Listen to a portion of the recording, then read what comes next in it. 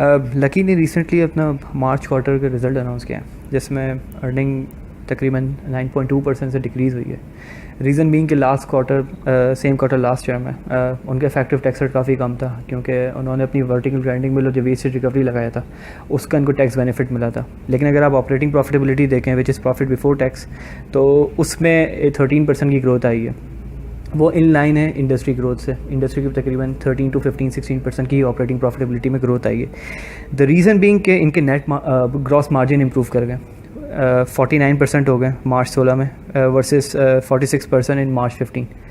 The reason है इसके furnace oil की प्राइस में काफ़ी डिक्लाइन आया है रिसेंटली, और जो इनका जो नॉर्थ में जो प्लांट है और साउथ में प्लांट है, साउथ का जो प्लांट है वो तकरीबन 65% एफओ पे चलता है, और जो नॉर्थ में प्लांट है वो तकरीबन 40% एफओ पे चलता है। तो ऑन एवरेज ये अपना 55 to 60% जो इलेक्ट्रिसिटी रिक्वायरमेंट है वो फर्नेस ऑयल से पूरी करता है, रिमेनिंग फिर 20% गैस से और फिर वेस्ट हीट रिकवरी।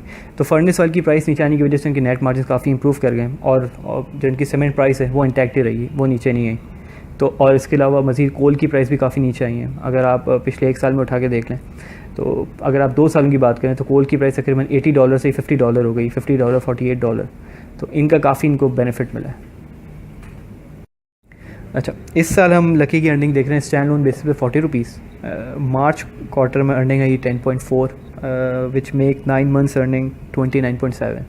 तो इस साल हम ₹40 देख रहे हैं। लास्ट क्वार्टर में हम तकरीबन 10.3 to 11 रुपीज़ की अर्निंग देख रहे हैं। अब देखते हैं कि अगले महीने के डिस्पैचेस के नंबर कैसे आते हैं। कंसोलिडेट बेसिस पे हम देख रहे हैं ₹47 की अर्निंग।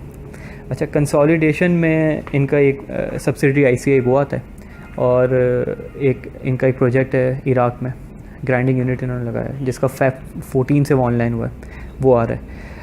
नेक्स्ट ईयर से कंसोलिडेशन में इनका DR कॉन्गो में जो प्रोजेक्ट है वो भी आना शुरू हो जाएगा, और उसका इंक्रीमेंटल अर्निंग इम्पैक्ट होगा तकरीबन ₹7 to ₹9 शुरू के सालों में, then it will increase to ₹12-13। Lucky cement ने पिछले सालों में अपनी इंटेंशन शो की थी कि वो DR कॉन्गो में इन्वेस्ट करना चाह रहे हैं, और अब उनका प्लांट ऑनलाइन आएगा दिसंबर 16 से। उनका जो वहाँ जो पार्टनर होगा वो ऑलरोजी ग्रुप है। अच्छा, जो सीमेंट की कैपेसिटी ये लोग जो लेके जा रहे हैं वो 1.2 मिलियन टन की है, with 50% stake of Lucky. Lucky का स्टेक 50% होगा। प्रोजेक्ट की जो टोटल कॉस्ट है वो $240 to $250 मिलियन है। अच्छा, वहाँ के सीमेंट के डायनामिक्स बड़े इंकरेजिंग है। अगर वहाँ आप सीमेंट की प्राइसेस देख लें, वहाँ सीमेंट की डिमांड देख लें, वहाँ पे सीमेंट की डिमांड प्राइस चल रही है $250 पर ton versus $100 in Pakistan, and वो भी काफ़ी ज़्यादा है, $100। आप यहाँ पे मार्जिन देख लें, तकरीबन 48 to 50% की क्रॉस मार्जिन हैं यहाँ के सीमेंट प्लेयर से, सीमेंट प्लेयर के $100 पर टन की प्राइस पे। वर्सेस अगर आप यहाँ रीजनल हमारी प्राइस देखें, जो हमारी एक्सपोर्ट प्राइस है वो तकरीबन $55-56 पर टन है। तो वहाँ की प्राइसेस एक्सेप्शनल है। वहाँ की प्राइस जो इतनी ज़्यादा है, उसका रीज़न ये है कि वहाँ पे सीमेंट की डिमांड काफ़ी है। अभी वहाँ की सीमेंट की डिमांड तकरीबन चल रही है 2 मिलियन टन साल की, और वहाँ जो कैपेसिटी है उनकी, जो अपनी लोकल कैपेसिटी है वो तकरीबन 4 लाख टन है। तो एक ह्यूज क्वांटम जो है वो इंपोर्ट करते हैं। अच्छा, जब सीमेंट का प्लांट लकी का वहाँ जाएगा तो एक लकी को एडेड एडवांटेज होगा, क्योंकि ये थोड़ा पहले जा रहा है, क्योंकि एक और कंपनी है वो लकी के साथ ही जा रही है। उन दोनों का प्लांट सामान, दोनों की तकरीबन कैपेसिटी भी सेम है। तो अगर अज्यूम करें कि डिमांड 2-2.25 मिलियन टन ही रहती है, तो एज़ पर माई कैलकुलेशन कि इनका जो नया प्लांट होगा लकी का वो तकरीबन 70% पे चलेगा शुरू के सालों में। अगले सालों में आगे जाके जैसे डिमांड बढ़ती तो 80% 90% पे भी जा सकते हैं।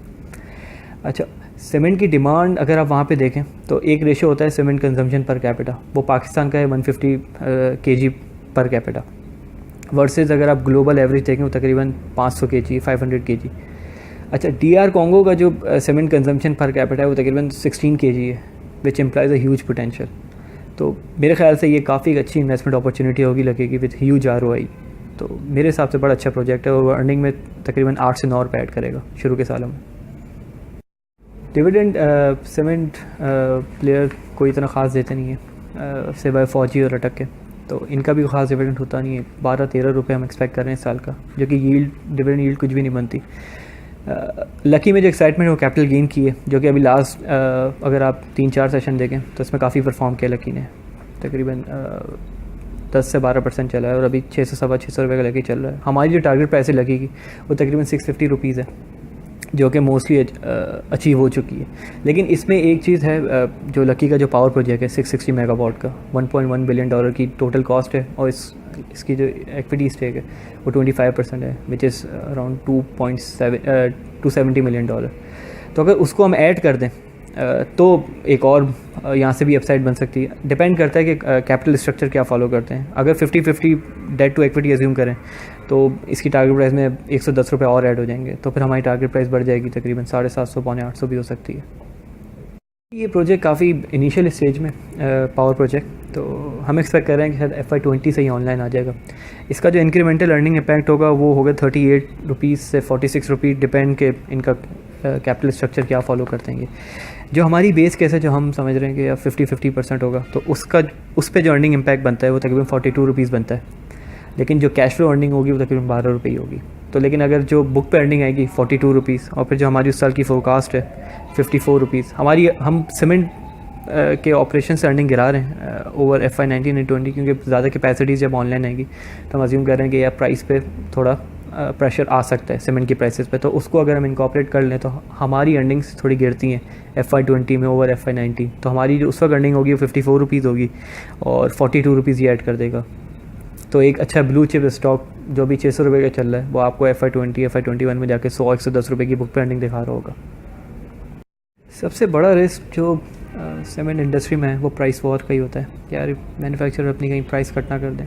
और यही रीज़न है कि जो इन्वेस्टर जो 90s से और मिड 90s से जो इन्वेस्टमेंट कर रहे हैं कराची स्टॉक एक्सचेंज में, पाकिस्तान स्टॉक एक्सचेंज में जो क्या है, वो काफ़ी रेजिस्ट करते हैं सीमेंट को कि नहीं यार सीमेंट नहीं चाहिए हमें। उसका रीज़न यही है कि उन्होंने पिछली 2 एक्सपेंशन साइकिल देखी सीमेंट की, और उन दोनों में प्राइस वॉर हुई थी और मार्जिन्स और प्रॉफिटेबिलिटी ठीक ठाक गिरी थी। लेकिन इस जो थर्ड वेव है सीमेंट एक्सपेंशन की, जो थर्ड साइकिल है सीमेंट एक्सपेंशन की, उसमें वी पर्सनली बिलीव कि वो पिछली 2 साइकिलों से इस तरह डिफरेंट होगी कि इस बार सीमेंट प्लेयर की कैपिटल कमिटमेंट्स भी ज़्यादा हैं और डिमांड भी है। अभी ही कैपेसिटी यूटिलाइजेशन तकरीबन 84-85% पे चल रही है। अगर आप टोटल कैपेसिटीज़ को ही आप इनको ऑपरेट करें, इसमें 45 मिलियन टन की टोटल कैपेसिटी है पाकिस्तान की, और इसमें 5 से 7 मिलियन टन इनएफिशिएंट है, वो चलते ही नहीं है। तो अगर उनको हटा दें तो हो सकता है कि कैपेसिटी यूटिलाइजेशन लेवल शायद 92-94 से भी इम्प्रूव कर जाए। तो मेरे हिसाब से तो सीमेंट प्राइस में रिडक्शन ज़्यादा बनती नहीं है, लेकिन एक रिस्क बहुत बड़ा है ये।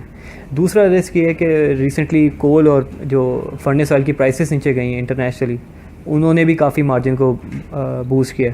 तो अगर कमोडिटी की प्राइस रिबाउंड कर जाती है इंटरनेशनली तो मार्जिन को इससे ठीक ठाक ख़तरा हो सकता है।